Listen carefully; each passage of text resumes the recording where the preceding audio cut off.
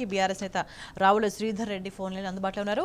శ్రీధర్ రెడ్డి గారు, అంటే ఎట్లా చూడాల్సిన అవసరం కనిపిస్తుంది? ఒకవైపు ఫార్ములా ఈ రేస్తో ఏం జరిగింది, ఎటువంటి బ్రాండ్ ఇమేజ్ క్రియేట్ అయింది, దీనికి సంబంధించి అంత ప్రొసీజర్ అంతా కూడా ఎట్లా జరిగింది, అంత ప్రణాళికాబద్ధంగా ఒక అఫీషియల్గానే జరిగిన విషయం అన్నీ చాలా క్లియర్గా బయటకు చెప్తున్నప్పటికీ కూడా లేదు, అవినీతి జరగని దాన్ని జరిగింది అని అవినీతి అని చెప్పేసి కాంగ్రెస్ ఇవాళ చెప్తూ ఇవాళ ఏసీబీతో కేసులు ఫైల్ చేయించిన సిచ్యువేషన్ కనిపిస్తుంది. సంవత్సర కాలంగా వాళ్ళు కేటీఆర్ మీద కేసులు పెడతాము, లేకపోతే అరెస్ట్ చేస్తాము, జైల్లో వేస్తాము, ఈ విధంగా వాళ్ళు ఏదో కొండల్లో వెలుగనబట్టినట్టు ఈ విషయంలో అవినీతి అని చెప్పేసి ఏసీబీ ద్వారా కేసు పెట్టిస్తున్నారు. ఇది ఒకవేళ 55 కోట్ల రూపాయలు గవర్నమెంట్ హెచ్ఎండిఏ ద్వారా ట్రాన్స్ఫర్ చేసిందంటే ఆ రోజు ఆ శాఖకు మినిస్టర్ వారు ఉన్నారు. ఒక అంతర్జాతీయ ఈవెంట్ హైదరాబాద్ నగరానికి తీసుకురావడంలో చాలా కీలకంగా వ్యవహరించారు. అంతర్జాతీయ నగరాల స్థాయిలో లేకపోతే ఆ సరసన హైదరాబాద్ నగరాన్ని పెట్టినాము. దానివల్ల ఏంటంటే ఇంటర్నేషనల్ ఆర్గనైజేషన్స్ కానివ్వండి, కంపెనీస్ కానివ్వండి, కార్పొరేట్స్ కానివ్వండి, ఇన్వెస్టర్స్ కానీ హైదరాబాద్ వైపు చూస్తారు.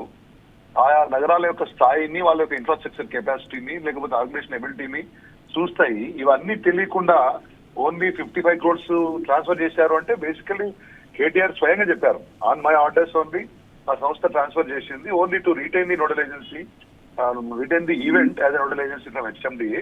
కాబట్టి అది ప్రొసీజరల్ ల్యాబ్స్ ఏమన్నా ఉంటే వాళ్ళు మాట్లాడుకోవచ్చు.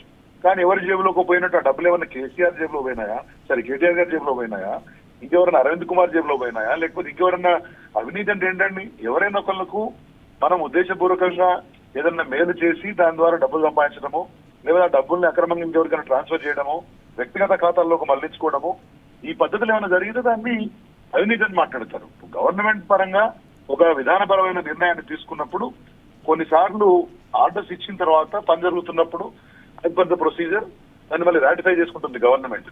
ఇది తెలిసి కూడా ఏంటంటే ఉద్దేశపూర్వకంగా దీన్ని అప్రతిష్ట పాలు చేయాలి, ఏదో రకంగా బదనాలు చేయాలి, ఎక్కడ అవకాశం లేకపోతే ఇదొకటి పట్టుకొని కేసు పెట్టాలనేటువంటి ఒక దురుద్దేశం తప్పితే, ఎందుకంటే ఫ్రమ్ ద డే వన్ ఈ గవర్నమెంట్ రాకముందు గురించి కూడా వాళ్ళ ప్రచారంలో కేటీఆర్ గారిని ఏదో రకంగా టార్గెట్ చేసే ప్రయత్నం చేయడము, లేకపోతే మిగతా రకరకాల ప్రయత్నాలు చేసినారు.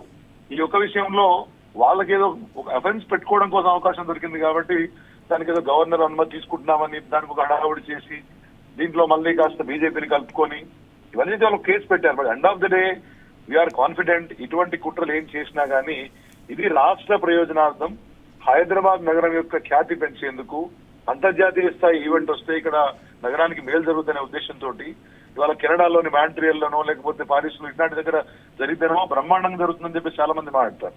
హైదరాబాద్ నగరంలో జరిగిన దానికి సిల్వలు పలవలు చేసి వాళ్ళ కేసు పెట్టి వేధించాలనే ఉద్దేశము, దాని ద్వారా హెరాస్మెంట్ చేయాలి, లేకపోతే బీఆర్ఎస్ పార్టీని ఏదో డిఫెన్స్ లో పెట్టాలా, లేకపోతే బ్యాక్ ఫుట్ చేయాలనే ప్రయత్నం కాంగ్రెస్ ప్రభుత్వం చేస్తా ఉంది.